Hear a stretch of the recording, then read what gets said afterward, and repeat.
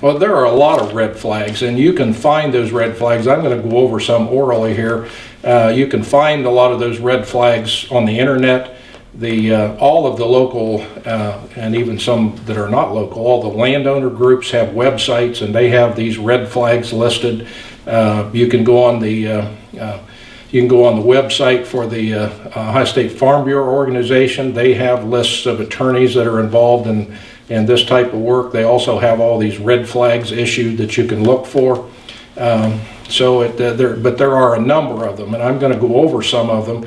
This does not include everything, but there's just a number of them. So I actually have a list. I want to refresh my recollection to them. But first of all, when you're dealing with something, you need to find out, have a good understanding. Is it a sale of mineral rights, or it is a lease of mineral rights? And it's sometimes not that difficult to figure out the difference, because usually if you're selling your mineral rights, it's by deed, and it would be usually a quitclaim deed, whereas a lease is actually a lease. However, back in the early 1900s, if you go through all the records and things like that, there are a number of instruments in the lease records at the recorder's office that you would think would be leases, but they're actually conveyances of coal, but what it says is coal and other minerals. And if you read it, they actually look like deeds, so you have to make sure what you're doing.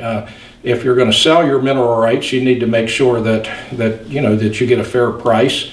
If you're going to lease it, and also one thing to look for usually in a lease is there's termination language.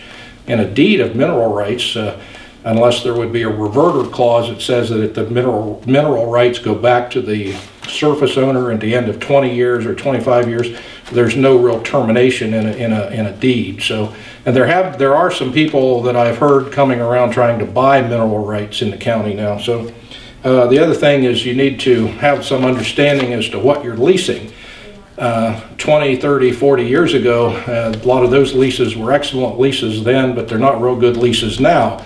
We're dealing with something that just was completely unexpected back in those days. So what they're wanting to lease now is the horizontal drilling of the Utica Shale area.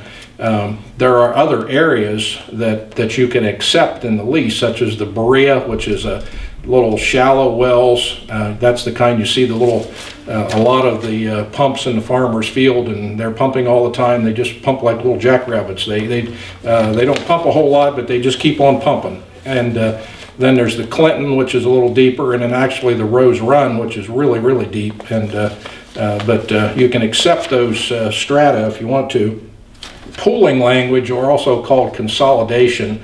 This is what a lot of people in the county are kind of unhappy with now, from what I gather and from my conversations with them, and that is that their lease will contain language that says they can be pooled for up to 640 acres or something, and there's a lot of discussion as to how that pooling and consolidation can be.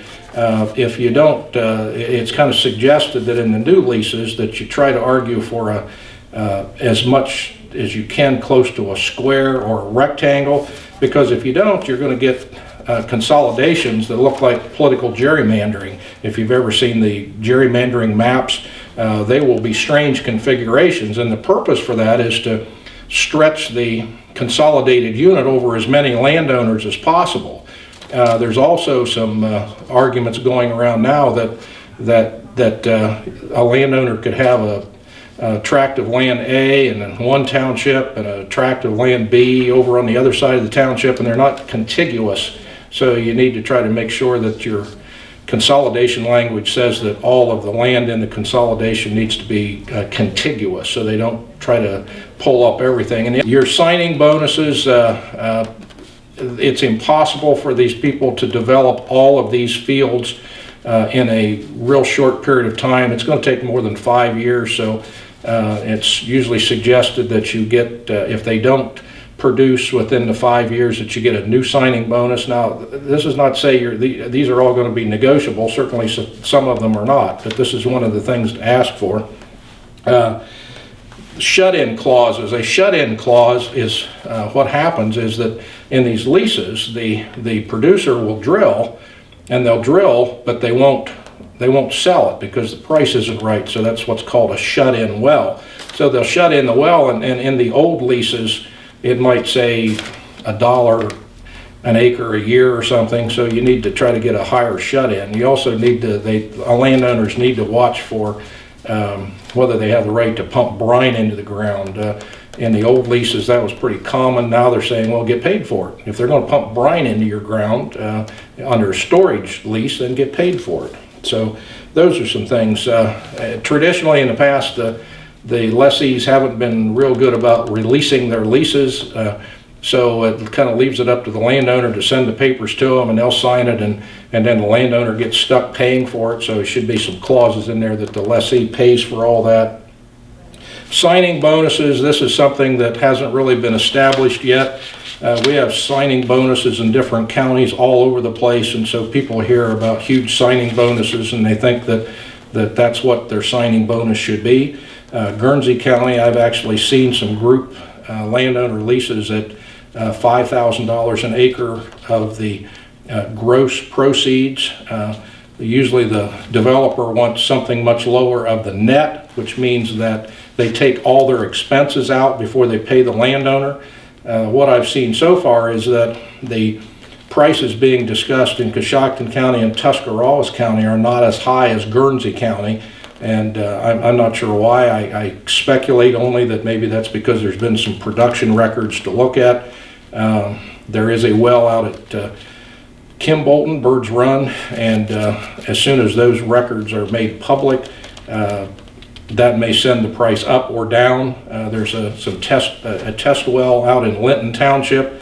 I don't know when or if that's going to be brought into production, but once you get some records, then if these are really boom towns, such as the one well I heard about over in Carroll County, certainly the landowners are going to get more money. On the other hand, if you get a one that is not quite as good, then the people are going to say, well, look, we didn't get that much production, so we're not going to pay you as much to sign your lease. So it's sort of like dealing in soybeans and pork bellies or something. You're dealing in futures and you're dealing in speculation. So, but something is better than nothing, and hopefully it'll all work out that way. Assignments, they're probably, whoever leases your land is probably going to assign it maybe to somebody else. You're probably not dealing with the real person. In some cases you are, some cases you're not.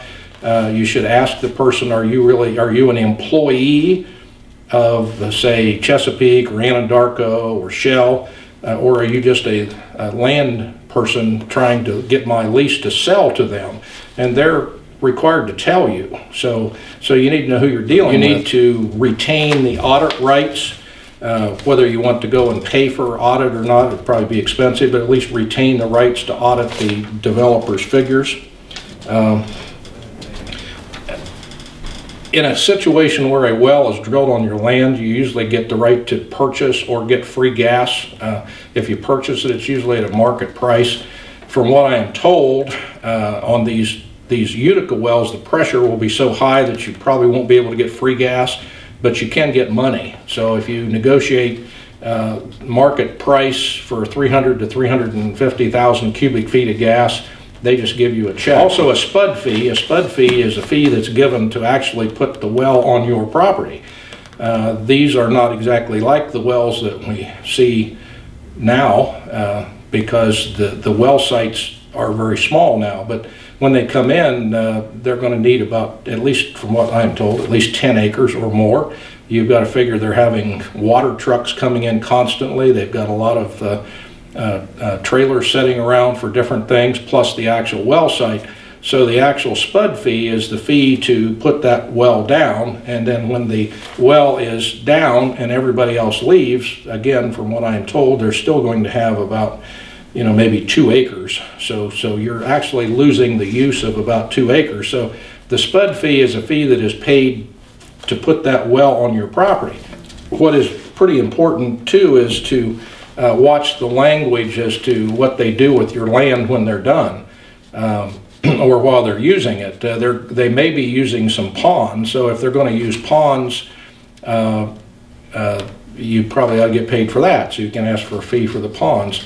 You need to make sure if there's going to be pipelines running through your property, if they're going to be transporting from other lands, well, you should get paid for that. It's just something to be discussed, and and how deep they're going to be placed, and whether the location, if they're going to be placed along the property lines, you try to do that. So language to replace driveways and fences and all those kind of things. Also, you should really try to get mutual consent on the well site. That's usually a good idea.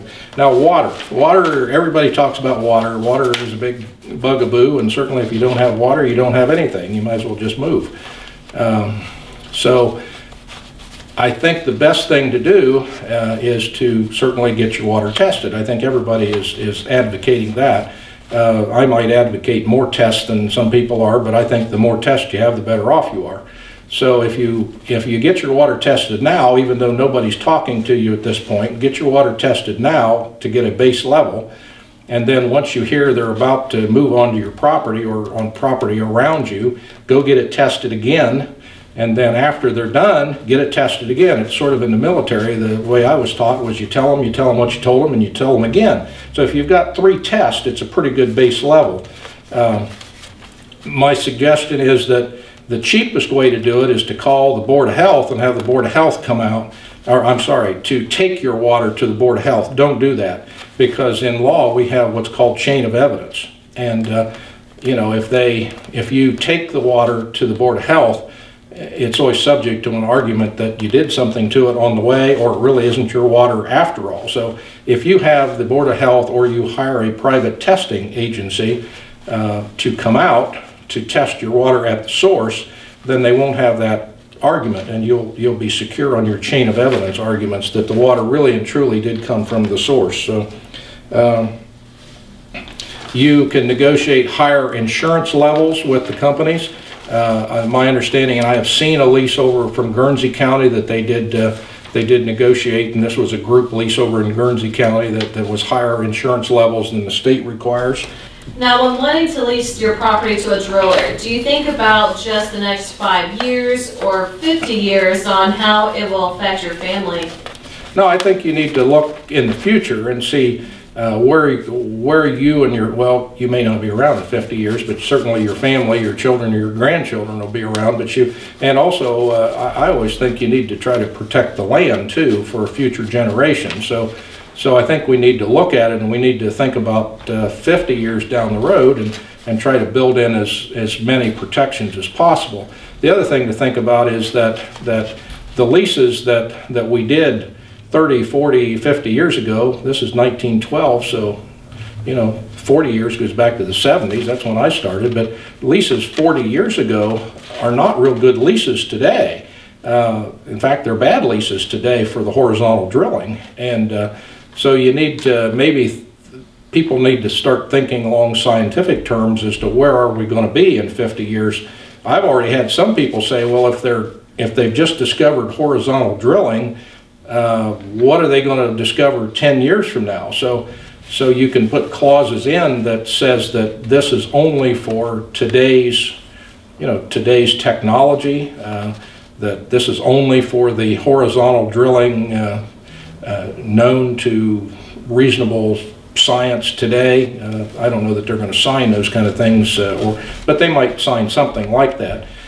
The other thing, I guess, is to make the lease just have a termination language, and if we figure these wells have a shelf life of 40 years, I guess you could just say the lease terminates, period, in 40 years. So if 45 years from now we have some new technology, I don't know what it would be, but the lease would be gone. So there's some things you just need to think about, but people do need to think in the future, maybe more so than we did in the 70s and 80s, because very honestly, back in the 70s and 80s, when that was a mini boom, but nothing compared to this boom, and everybody wanted to lease, and they really didn't care what the lease said.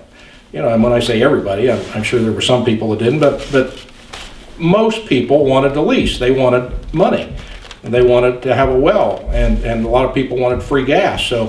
So they weren't quite as conscious of maybe the consequences as all of a sudden now, because we have heard some of the things that may have happened in Pennsylvania. So people are concerned about that, and they want to protect against it, and we should.